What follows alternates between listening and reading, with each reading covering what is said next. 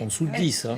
Le problème, c'est qu'en fait, on ne peut pas vraiment comparer les deux sondages sur les scores des autres, parce que si on prend par exemple Benoît Hamon, il y a Olivier Faure qui est proposé aussi. En 2017, on avait François Fillon qui était candidat. Là, on propose Laurent Wauquiez. C'est quand même deux personnalités un tout petit peu différentes.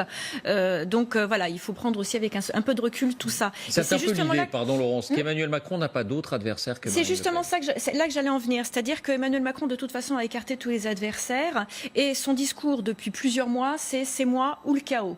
Donc, c'est lui. Les gens ont bien intégré que finalement, c'était le seul candidat qui pouvait faire front à Marine Le Pen. Et je pense que les sondages en sont totalement révélateurs. C'est que finalement, eh bien, le message qui est martelé depuis des mois dans tous les médias, parce que c'est le message aussi d'Emmanuel Macron, eh bien, il est bien intégré. C'est ça, c'est l'affiche aussi pour les européennes. Ce qui est plus regrettable, c'est que en réalité, c'est aussi la résultante du tapage médiatique qu'Emmanuel Macron est en train de faire en ce moment. On le voit partout, tout le temps. Il occupe complètement l'espace. Donc nécessairement, ça le fait aussi remonter dans les sondages. C'est assez classique dans un sondage, notamment quand il s'agit de montrer la notoriété d'une personne. Si la personne est surexposée, évidemment, son nom sera plus facilement cité.